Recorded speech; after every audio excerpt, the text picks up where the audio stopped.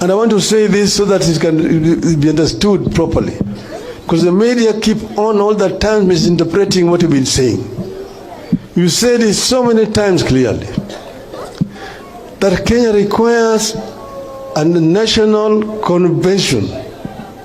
You want to have a national convention that people of Kenya or their representatives will come together to talk constructively about problems which are facing our country today.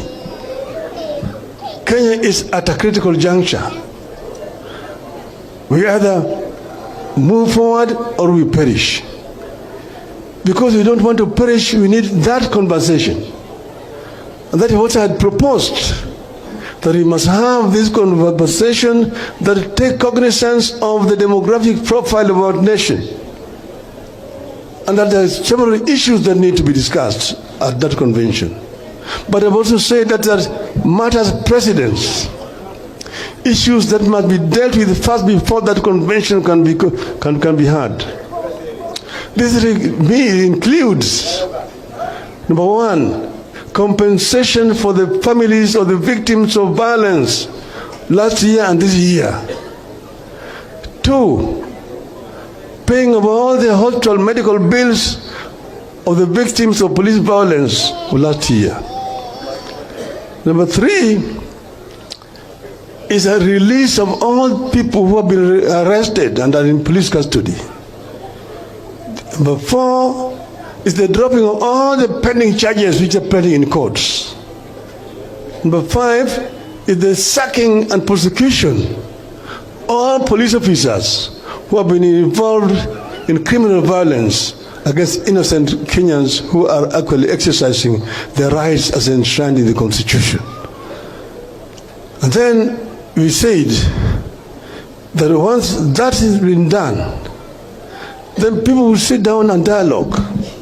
And we've also actually come up with what that dialogue should be about. The issues that have been raised by Gen Zs are not new issues. There are similar issues which we raised last time, even last year we were on the streets. We talked about unemployment in our country. We talked about high cost of living in our country. We talked about corruption, rampant corruption in the country. We talked about tribalism and ethnicity, discrimination in our country. And then we talked about management of debt in the country. These are critical issues that need to be discussed. But thirdly is the issue of governance. We have a new constitution, but we are not actually following that constitution.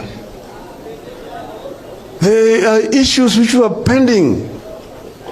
Kenyans met at Bomas of Kenya and deliberated for a very, very long time and came up with a very, very progressive constitution. That constitution was bastardized to a certain extent during the so-called Naivasha process.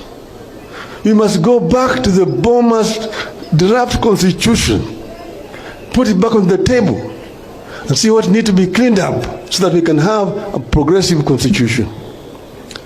So you said, therefore, that it's on the basis of that kind of elaborate process that we can then talk about a government of national unity.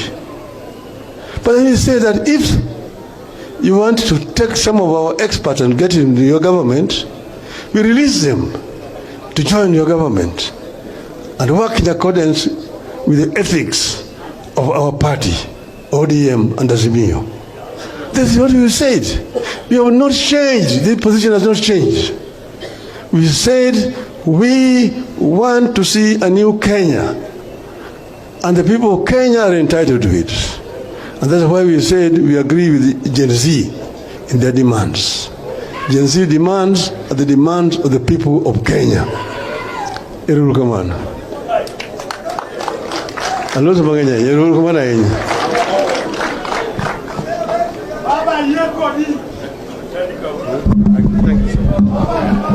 Thank you.